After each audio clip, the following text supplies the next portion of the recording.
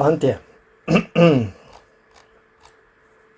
Mark Padjen, Leon Ivičić, Leon Zdravković, Vid Hrabar, Urban Kroflič, Žak Smrekar, Filip Petkovski, Mark Povše, Bine Plut, Lovro Rapajne, Mark Ciperle in Aljaž Menič. Selektor Danijel Radosavljić, pomočnik selektorja Boštjan Šifrer, pomočnik selektorja Tedi Delač, trener za telesno pripravo David Rame, doktor medicine, zdravnik dr. Tadej Juk, fizioterapevt Luka Trtnik in pa vodja reprezentanc in projektov mlajših starostnih kategorij Mirko Rojavčič. Vsaka čast, 3. mesto na svetovnem prvenstvu. Hvala vam, Vera, čestitke, iskrene čestitke, to je bila herojska predstava. Herojska predstava proti Novi Zelandiji, na koncu je bilo res čisto živčno, šlo je zelo na knap, da tako rečemo. Mislim, res imenitno. To so ti reprezentanti in strokovni štab in čestitke. V glavnem predem nadaljujemo, če so vam podobne analize, informacije sveta košarke, slovenske košarke in pa nasploh highlightsi všeč, vas vljudno povabim, da se naročite na moj kanal, da boste takoj obveščeni o novih vsebinah, pa dajmo en like stisniti, pa ne za mene, ampak za tele fante tukaj, ki se to zaslužijo, no. Pa še, mogoče še malo algoritem spodbudimo in še kdo več zve za ta uspeh, pa čeprav prek mojega kanala, kakorkoli. Na koncu se nam je poznalo manjko izkušenj, ampak hej, fantje so stari 19 let, pa vendarle. Na koncu Vid Hrabar z 20 točkami, zadev z nekaj zelo pomembnih metov za 3, ravno ob koncu Žak Smrekar, fantastično prvenstvo, 20 točk, 5 skokov, pa se zdaj ni statistika tisto pomembno, ampak še enkrat več, Kroflič, Urban 19 točk, 14 skokov, 6 asistenc, fantastična predstava. Ti trije vedno med glavnimi kandidati, Mark Padjen je tukaj ponavadi, Hrabar je tokrat odigral fantastično tekmo, Padjen tokrat s 13 točkami, ampak nema veze. Danes in čez celotno prvenstvo si absolutno zaslužijo vse pohvale, vsi igralci plus seveda strokovni štab, sijajno prvenstvo. Premagovali smo kar nekaj zelo imenitnih reprezentanc, mislim, šli smo res praktično do konca, zmanjkala je samo tekma do velikega finala proti Nemčiji, ki so bili pač občutno boljši, nekako tudi v Krču je igrala Slovenija takrat, ampak nema veze, polfinale vendarle zasluženo v roke Nemcem, ki se bodo pomerili z reprezentanco Združenih držav Amerike v velikem finalu, ampak mislim, da to ne zmanjšuje izjemnega uspeha slovenske reprezentance. Danijel Radosavljić, selektor recimo, je iskreno zajokal na koncu, kako ne bi, mislim, kakšen uspeh. Izredno je pripravil s svojim strokovnim štabom to reprezentanco in ni dovoljkrat, da povemo res čestitke in še enkrat čestitke. No. V bistvu, kdo bi si mislil, da se bodo fantje tako vrnili nazaj v igro, da tako rečem, po uvodnih porazih z Kanado in pa z Nemčijo smo potem premagali Kitajce, mislim, da smo pol premagali Izraelce, na to smo, da ne bom karkoli narobe rekel, ja drži, izgubili proti Nemcem še enkrat in pa potem danes Nova Zelandija. Fantastično, 91-87 na koncu ta rezultat in kot sem dejal v enem izmed zapisov na moji Facebook strani Navijači Luke Dončića, jo bom spodaj pripel, spodaj v komentarju, da jo boste lahko zasledili.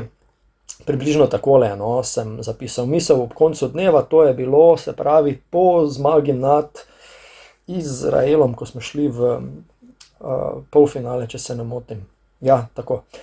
Danes smo še enkrat več dobili potrditev, kako pomembno je, da mladi igrajo v sredini, kjer redno dobivajo priložnost. Drobtinice in trening enostavno niso dovolj, potrebna je izdatna minutaža. Primerljiva s to, ki jo dobivajo Žak Smrekar, Mark Padjen in Urban Kroflič. Vsi trije so tudi najbolj izstopajoči igralci zasedbi U19. Zadnji, torej Kroflič, je recimo celo izjema, saj ob močni konkurenci v Megi vendarle zadovoljuje le z minimalno minutažo. Zato apel trenerjem in ostalim športnim delavcem, kot je nekoč dejal Zmago Sagadin. Nihče še ni v startu izgubil tekme, če v prvo peterko porinil mladega igralca. Čas bo povrnil ekipi in igralcu. Predpostavka in osnova so seveda prvi na treningu in zadnji iz njega, a vse prevečkrat se pri nas gleda na rezultat, namesto na razvoj. Tako da, če tudi mogoče kdorkoli od trenerjev, nema veze, katerih trenerjev, od koga trenerjev tole je slišal, upam, da se strinjamo v tej točki, da je treba enostavno včasih malo počakati pri ta malih, pa delati na daljši rok in ne nazadnje, poglejmo, tole je uspeh, še enkrat bom ponovil. 3. mesto na svetovnem prvenstvu do 19 let.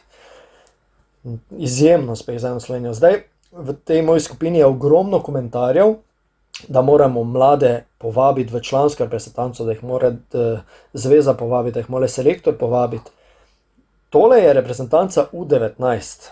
Fantje, kot so Kroflič, Padjen, Žak Smrekar, so že dobili priložnost v reprezentanci, v teh FIBA oknih. To je izjemno. Ampak pazite, imamo še U20 reprezentanco, ki bo letos nastopala na Evropskem prvenstvu, seveda do 20 let, kjer imamo sicer izredno zahtevno skupino s Francijo, Islandijo in pa z Srbijo. Tako je. Ampak vendarle, tu so še igralci, ki so sposobni, ki so še nekoliko starejši in so še sposobni kakšnega poklica, da tako rečem, najmanj Jan Vide je tukaj, ne vem, Tristan Vukotić je letos izjemno napredoval, pa se ne veze, ne bi zdaj nekoga poimensko izpostavljal, ampak ko smo že pri seznamu, jutri, če me spomine vara, oziroma če so moji podatki točni, jutri pride članski seznam reprezentantov ven. Mislim, da že imam eno informacijo, da recimo Urbana Klavžarja na njem ne bo, jaz res upam, da je to napačna informacija, ampak Urban Klavžar recimo U20 reprezentanca, lani Evropsko prvenstvo drugi, poraz proti Franciji v finalu, top 5 peterka prvenstva, lani NCAA prvak. Če tega ne povabimo v reprezentanco, brat Žige Samarja, Matija Samar, fantastična sezona za njim v Španiji, tudi eden izmed članov reprezentance do 20 let lani. Mislim, da je bil v tej reprezentanci tudi Mark Padjen, če se ne motim. Kakorkoli, jaz upam, da se nekoga porine malo naprej, da dobijo malo izkušnje. Se ne rečem, da bojo na koncu v reprezentanci članski, da bojo šli na Evropsko prvenstvo, mogoče celo kak. Super, da dobijo malo izkušnje, da dobijo malo tega feelinga, občutka, kako je z res tisto člansko ekipo, kako potekajo priprave na najvišjem možnem nivoju, potovanja, druženje z reprezentanci, ne nazadnje Luko Dončiću, kdo pa noče igrati z Luko Dončićem, Čančarjem, ne vem, tako naprej. Evo, če smo že pri članski reprezentanci, nekaj zelo zanimivih zadev. V prejšnji epizodi mojega podcasta sem že omenil, da se Vlatko Čančar seli iz lige NBA v Milano, se pravi bo okrepil Euroligaša, mislim, da je sam že tudi to potrdil, ne vem pa, če je že uradno strani kluba. Sploh nema veze. Edo Murić, zelo zanimivo. Gre k Olimpiji, k Iliriji. Zanimivo, če se motim, je 3-letno pogodbo podpisal z Ilirijo. Mogoče me tale zadeva malenkost preseneča, ampak mogoče je pa fant dal prednost družini, bližini doma, vendarle bo pri Iliriji igral. Nek nivo bo, Aba liga, se ne rečem. Ok. Žiga Samar, Gran Canaria, podaljšanje pogodbe, se pravi pri Jaka Lakoviču, mislim pa, da klub ne bo igral v Eurocupu, ampak v FIBinem Euro Challenge, ampak nema veze, to je španska liga. Lukaš Čuka, zanimivo, ko bi se že moral prikazati na, to sem prepričan, da bo on na seznamu reprezentantov članskih, ko bi se moral jutri, Pardon, malo mešam, 16. izbor reprezentantov, jutri pride ven seznam, tako.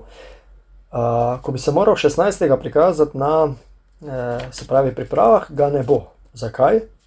Ker je bil povabljen v poletno ligo NCAA in sicer strani New York Knicksov.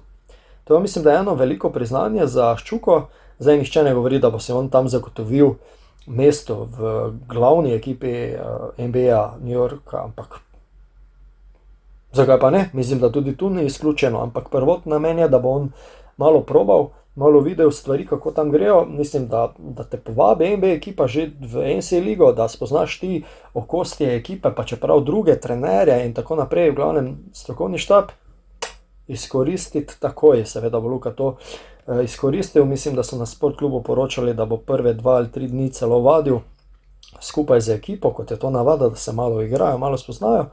Potem pa na veliki oder, ne, in potem igrati poletno NBA ligo. Fantastično.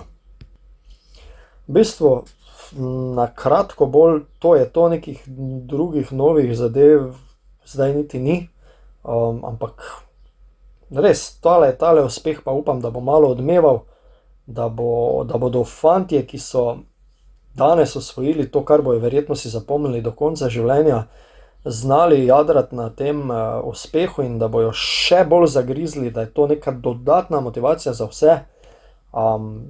S tem mislim, da bo Žak Smrekar, če je zdaj dobil 15 minut v Krki, da jih bo dobil vsaj 20 v novi sezoni, če ne 25. S tem upam, da bo Kroflič dobil več minutaže v Megi, če slučajno se ne preseli v kakšen NCAA. S tem mislim, da bo eden, ne vem, Padjen igral, verjetno tudi on v NCAA, kakšno priložnost več. Glavnem, vse najboljše tem fantom seveda, pa tudi vsem ostalim, ki so mogoče manj tukaj igrali, ampak da jim je to ena izjemna motivacija za naprej. In tudi tistim, ki so mogoče izpadli vmes, da najdejo neko motivacijo, da bi želeli biti mogoče v U20 reprezentanci, ki potem bodo šli s to reprezentanco naprej, ne. Recimo, če samo omenim, iz te reprezentance so izpadli Gašper Žihar, Lovro Bohar, Mark Moran Mahmutovič, Martin Tunec, Nik Ivančič in pa Samet Grošič. Zdaj vsaj za 3 vemo tukaj, da se bodo, oziroma so se že mlajši starozni reprezentanci priključili, da bodo tam več računali njih, kar je povsem logično in tudi ok, no. Tako da ja, res čestitke, izjemne čestitke, no, fantom. Bodi si dovolj, hvala, ker me spremljate, če ste pa tukaj vnovič oziroma prvič, pa vljudno vabljeni, da se naročite na moj kanal za podobne informacije, analize in pa highlights, ki še pač sledijo, ne. Bravo Slovenija, svaka čast, še enkrat, nikoli ni dovolj to povedati, do naslednjič pa lepo vas pozdravljam, Gregor sem bil z vami iz Greg Sporta. Srečno.